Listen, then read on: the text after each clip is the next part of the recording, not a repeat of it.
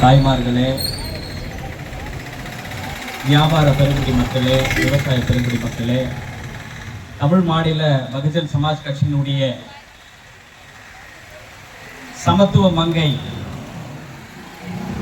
வணக்கத்துக்குரிய எங்கள் அந்நியாரினுடைய தனிச் செயலாளர் அருமை அண்ணன் கவிஞர் முத்துகிருஷ்ணன் அவர்களே, எங்களை எல்லாம் வழிநடத்தி கொண்டிருக்கக்கூடிய இந்த மாவட்டத்தினுடைய மாநில செயலாளர் அண்ணன் பகுஜன் தளபதி அண்ணன் ஜெகன் அவர்களே, செங்கல்பட்டு மத்திய மாவட்டத்தினுடைய செயலாளர் அருமை அண்ணன் படூர் வி ஆறுமுகம் அவர்களே, செங்கல்பட்டு தெற்கு மாவட்ட செயலாளர் நீலம் ராம்குமார் அவர்களே, இந்த நிகழ்ச்சியை வெகும் சீரும் சிறப்போடு மிக வீரியத்தோடு நடத்தி கொண்டிருக்கின்ற லத்தூர் ஒன்றியத்தினுடைய தலைவர் தம்பி சங்கர் அவர்களே மற்றும் மகளிர் அணி பொறுப்பாளர்களே, திரளாக குழுமி இருக்கின்ற சமூக உறவுகளே, உங்கள் அனைவருக்கும் ஜெய்பீம் கலந்த வணக்கத்தை உரித்தாக்குகின்றேன். இந்த நிகழ்ச்சியின் ஊடாக உங்களை எல்லாம் சந்திப்பதில் மிகுந்த மகிழ்ச்சி அடைகின்றோம். இந்த நிகழ்ச்சியை சிறப்பாக ஒருங்கிணைப்பு செய்து ஒரு சேர நம்மையெல்லாம் அரவணைத்து இந்த ஆர்ப்பாட்டத்தை ஒருங்கிணைத்த தம்பி சங்கர் அவர்களை முதலில் நான் வாழ்த்த கடமைப்பட்டிருக்கின்றேன். எங்களுடைய மறைந்த பகுஜன் சமாஜ் கட்சியினுடைய மாநில தலைவரும் சமத்துவ தலைவரும் பண்பாட்டு தலைவரும் டைனமிக் லீடரும் எங்கள் அண்ணன் ஆம்ஸ்டாங் அவர்கள் இருந்து 14 மாதங்களுக்கு மேலாகிறது. இன்று வரை உண்மை குற்றவாளிகளை கண்டுபிடிக்காமல் இந்த அரசு கண்ணாம்பூச்சி ஆடிக்கொண்டிருக்கிறது. முதலில் இந்த வழக்கை உயர் நீதிமன்றமும் உச்ச நீதிமன்றமும் சிபிஐக்கு மாற்றிய பிறகும் தமிழக அரசு எதற்காக மேல்முறையீடு செய்தீர்கள்? ஒரு முறை செய்தீர்கள், பார்த்தோம். நேற்று பார்த்தீர்கள் என்று சொன்னால் மீண்டும் மேல்முறையீடு செய்திருக்கிறார்கள். உங்களுக்கு இந்த தமிழக அரசுக்கு ஒன்று சொல்லிக்கொள்ள கடமைப்பட்டிருக்கின்றோம். எங்களுடைய அந்நியாரை நீங்கள் சாதாரணமாக எடை போட்டால் உங்களுடைய எண்ணத்தை நீங்கள் மாற்றிக்கொள்ளுங்கள். ஏனென்று சொன்னால் நீங்கள் எப்படி நேற்று மண்ணை கவினீர்களோ இந்த வழக்கின் இறுதியிலும் நீங்கள் திமுக அரசு கண்டிப்பாக இந்த மண்ணை கவ்வும். அதே போல் உங்களுடைய ஆட்சியை கூடிய சீக்கிரத்தில் 2026 கண்டிப்பாக சமத்துவ மங்கை தலைமையில் இன்று இந்த ஆட்சியை அகற்றும் வரை நாங்கள் போராடி கொண்டுதான் இருப்போம். ஆட்சி அரியணையிலிருந்து நீங்கள் இறங்கும் வரை போராடாமல் ஓய மாட்டோம், போராடி கொண்டே இருப்போம் என்பதை இந்த கூட்டத்தின் வாயிலாக நாங்கள் சொல்லிக் கொண்டிருக்கின்றோம். முதலில் திமுக செய்த தில்லுமுல்களை நீங்கள் அனைவரும் சமூக வலைத்தளம் மூலமாகவும் செய்திகள் மூலமாக கண்டிப்பாக பார்த்திருப்பீர்கள். முதலில் அந்த சரணடைந்த குற்றவாளியான திருவேங்கடத்தை அழைத்து சென்றீர்கள். எதற்காக அழைத்து சென்றீர்கள்? துப்பாக்கி வச்சிருந்தாராம், அதனால அவரை விசாரிக்க கூட்டு போனாங்களாம். அங்க போய் பார்த்தா அவர் தப்பிக்க முயற்சி பண்ணாராம், அவரை சுட்டுட்டாங்களாம். காவல்துறை நல்லா கதை எழுத போலாம், எங்கேயாவது அவரை சுட்டுட்டீங்க. முதல் சாட்சி அழிப்பதற்காக செய்த தில்லுமுள்ளு இதழ் முதல்.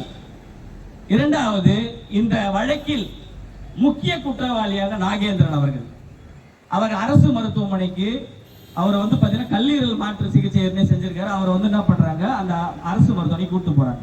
அவங்க மனைவில என்ன பண்றாங்கன்னா அவர் தனியார் மருத்துவமனையில் சேர்க்கணும்னு சொல்றாங்க. ஆனா அரசு என்ன பண்ணுது, அரசு மருத்துவமனை கூட்டு வந்து அவங்கள சேர்க்கிறாங்க.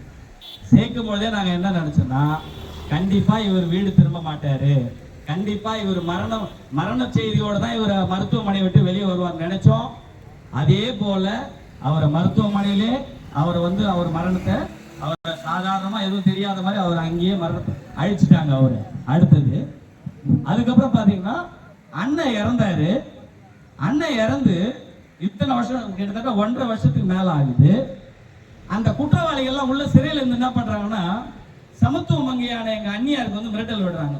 எப்படி அவங்க அங்க மிரட்டல் கொடுக்க முடியும்? எப்படி போன் அவங்க கிட்ட போச்சு? எப்படி இதுக்கெல்லாம் யார் உடந்தன்றதை நீங்க நல்லா தெளிவா புரிஞ்சுக்கணும் நீங்க. அதே போல அண்ணனை படுகொலை பண்ண வந்தவங்க எப்படி வந்தாங்க? அங்க ஒரு பிரியாணி கிடைக்குது, அவன் என்ன பண்றான், ஜொமாட்டோ யூனிஃபார்மை போட்டு வரான். எப்படி இந்த தொடர்பு எப்படி யோசிக்கிறாங்க? இதுக்கு மூளையாக செயல்பட்டது யார்? ஒருத்தன் வெட்டினா சரண்டர் ஆனது யாரோ ஒருத்தவங்க. இதுக்கு மூளையாக செயல்பட்டது யார்? இந்த அரசும் காவல்துறை உதவி இல்ல கொலை செய்திருப்பார்களா? ஏதோ சாதாரண மனிதரா அவர்? ஒரு தேசிய கட்சியினுடைய மாநில தலைவர், இந்த சமூக மக்களின் நம்பிக்கையாக விளங்கக்கூடிய இருந்த தலைவரை நீங்கள் சர்வசாதாரணமாக இன்று அவரை வீழ்த்திருக்கலாம். ஆனால் அவருடைய தம்பிகள் நாங்கள் இந்த வழக்கில் சம்பந்தப்பட்ட அண்ணனுடைய படுகொலைக்கு காரணமாக மூளையாக செயல்பட்டவர்கள், வெட்டியவர்கள், துணை நின்ற அது யாராக இருந்தாலும் சரி, அவர்களை நீதிமன்றத்தில் நிறுத்தி தக்க தண்டனை பெறும் வரை நாங்கள் ஓய மாட்டோம். ஏனென்று சொன்னால் நாங்கள் ஆம்ஸ்ட்ராங் அவர்களுடைய அன்பு தம்பிகள். ஒரே ஒரு திருக்குறள் நான் சொல்ல விரும்புறேன், இது இந்த அரசுக்கு கண்டிப்பா பொருந்தும்.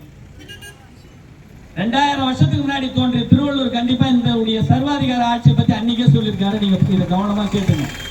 அல்லல் பற்று ஆற்றாது அழுத கண்ணீர் என்றோ செல்வத்தை தேய்க்கும் படை.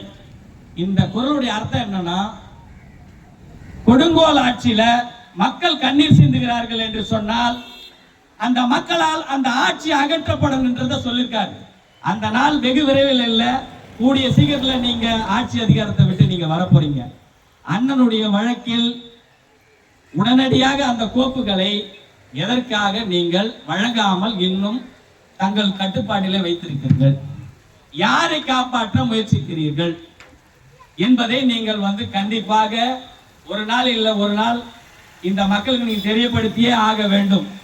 மக்களும் யாரும் சாதாரணமானவர்களை எல்லா நீங்க நடத்துகின்ற அனைத்து தில்லுமுல்களையும் பார்த்து கொண்டுதான் இருக்கிறார்கள். கண்டிப்பாக நாங்கள் இந்த ஆர்ப்பாட்டத்தோடு முடித்துவிட மாட்டோம். எங்கள் அருமை அண்ணன் தமிழ் மாநில பகுஜன் சமாஜ் கட்சியினுடைய மாநில தலைவர் அண்ணன் மைக்கேல் தாஸ் அவர்கள் சொல்லி இருக்கிறார்கள், இன்னும் இந்த கோப்புகளை நீங்கள் தாமதப்படுத்தி ஒப்படைக்காமல் இருந்தால் அடுத்த தமிழ்நாடு முழுவதும் மாவட்ட ஆட்சியர் அலுவலகத்தை முற்றுகையிடுவோம் என்று சொல்லி இருக்கிறார்கள். அதை இந்த கூட்டத்தின் வாயிலாக நாங்கள் தெரிவிக்க கடமைப்பட்டிருக்கின்றோம். அதே போல எங்களை அடுத்த கட்ட நகர்வுக்கு இந்த அரசு தள்ளாமல் பார்த்து கொண்டிருந்தால் நல்லதாக இருக்கும். ஏனென்று சொன்னால் நாங்கள் அண்ணன் ஆம்ஸ்ட்ராங் அவர்களுடைய வழியில் வார்ப்பிக்கப்பட்டவர்கள். அண்ணன்